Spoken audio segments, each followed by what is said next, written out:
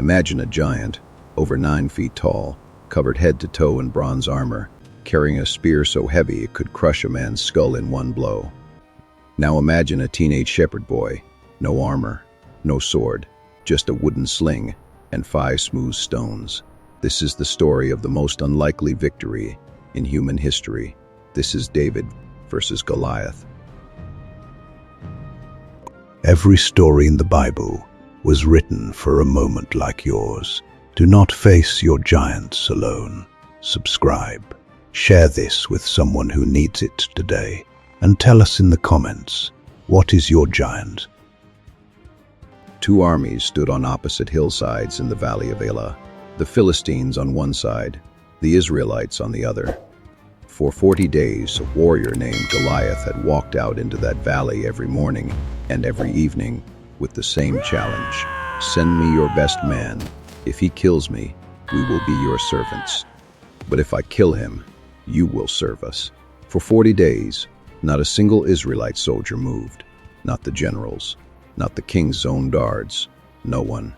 Because Goliath was not just big, he was terrifying. 9 feet tall, bronze helmet, bronze armor, bronze javelin, a man who had never lost a fight. King Saul was desperate. He even offered a massive reward, wealth, his own daughter in marriage, and a lifetime of tax freedom to whoever killed Goliath. Still, no one stepped forward. Then came David, not a soldier, not a warrior, a teenage shepherd boy, the youngest of 8 brothers, who had been sent to the battlefield just to bring his brothers bread and cheese. When David arrived and heard Goliath's challenge, his reaction shocked everyone. While the trained soldiers trembled in fear, David got angry, not scared, angry. He asked, "Who is this uncircumcised Philistine that he should defy the armies of the living God?" His own brother Eliab mocked him. "Why are you even here? Who is watching your little flock of sheep? You just came to watch the battle." But David ignored him. He went straight to King Saul and said, "Let no one lose heart on account of this Philistine. Your servant will go and fight him." Saul looked at this boy and said what every person in that camp was probably thinking, "You cannot fight him. You are just a boy, and he has been a warrior since his youth." David's answer was unforgettable. He told Saul how he had killed lions and bears with his bare hands while protecting his father's sheep. And then he said something that changed everything. "The Lord who rescued me from the paw of the lion and from the paw of the bear, he will rescue me from the hand of this Philistine." Saul agreed. He dressed David in his own royal armor, a heavy bronze helmet, a coat of armor, a sword.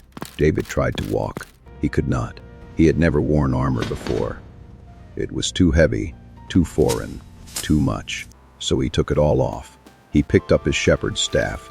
He went to a stream and chose 5 smooth stones, placing them in his shepherd's bag. And he walked toward Goliath with nothing but his sling. This is one of the most powerful moments in the entire story. David refused to fight Goliath's way. He had a completely different plan. When Goliath saw David walking toward him, a boy with a stick and a bag, he burst out laughing. He was insulted. "Am I a dog, that you come at me with sticks?" He cursed David by his gods. "Come here," he roared, "and I will give your flesh to the birds and the wild animals." David did not flinch.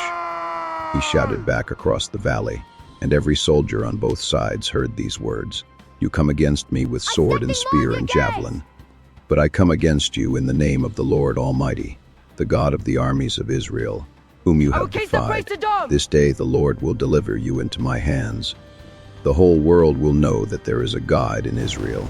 Goliath began to move toward David.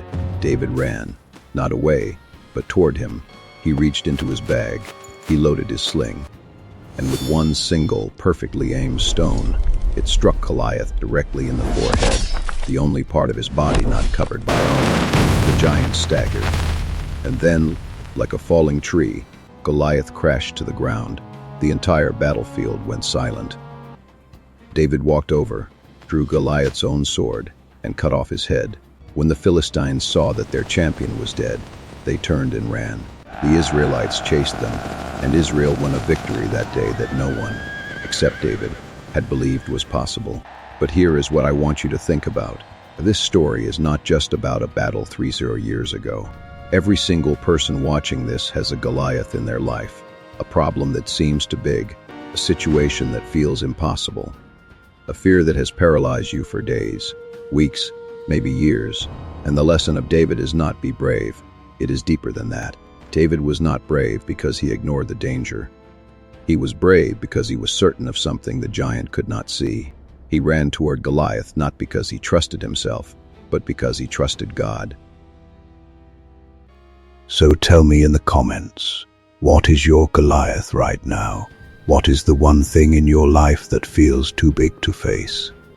And if this story touched you, share it with someone who is fighting their own giant today. Next time, we are telling the story of Joseph, a boy sold into slavery by his own brothers, who became the most powerful man in Egypt. Do not miss it. Subscribe, and I will see you in the next one. End.